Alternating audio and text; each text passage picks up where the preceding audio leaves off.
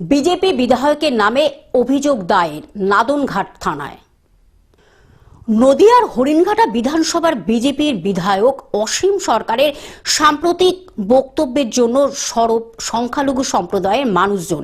বিজেপির বিধায়ক অসীম সরকার মুসলিম সম্প্রদায়ের পবিত্র ধর্মগ্রন্থ কোরআন নিয়ে কুরুচিকর মন্তব্যের প্রতিবাদ জানিয়ে নাদনঘাট থানার পঞ্চায়েতের ডাঙ্গা পাড়ার সংখ্যালঘু সম্প্রদায়ের মানুষজন নাদনঘাট থানায় বিজেপির বিধায়ক অসীম সরকারের বিরুদ্ধে অভিযোগ দায়ের করেন। ফুরফুরা শরীফ সেবা ফাউন্ডেশনের পক্ষ থেকে অসীম সরকারের বিরুদ্ধে নাদনঘাট থানায় অভিযোগ দায়ের করা হয়। সে ধর্মগ্রন্থ আমি যখন তখন পুড়িয়ে ফেলতে পারি, মানবতা বিরোধী সেই ধর্মগ্রন্থ। এইভাবে শিক্ষা দিয়ে আজ বাংলাদেশে হিন্দুদের উপর অত্যাচার করা হচ্ছে, মা বোনদের উপর অত্যাচার করা হচ্ছে, দীপু দাসকে জ্যান্ত পুড়িয়ে মারা হলো। এটা কোনো মানবতার কাজ? এটা কোনো ধর্মের কাজ?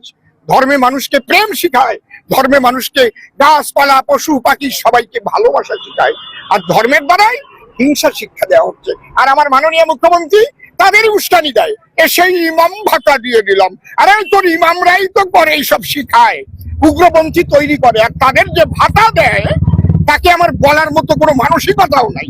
ওনার মুখে আমি থুতু দিই।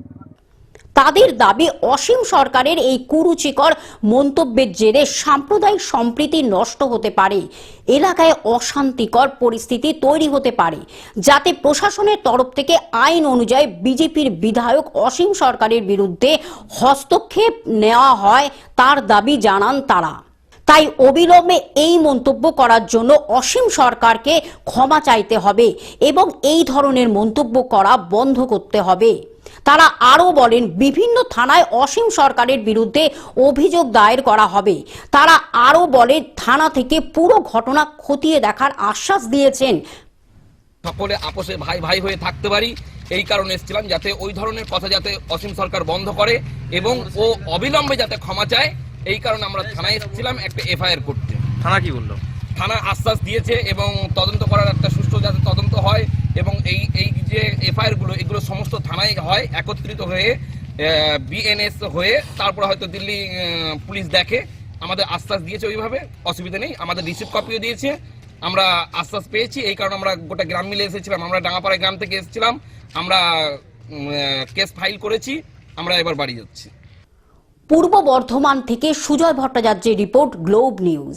এখন থেকে গ্লোব টিভি দেখুন আপনার স্মার্টফোনেও। গুগল প্লে স্টোর অথবা অ্যাপল স্টোর থেকে ডাউনলোড করুন গ্লোব টিভি লাইভ অ্যাপ। এছাড়া জিও টিভি অ্যাপ থেকে দেখুন গ্লোব টিভি লাইভ।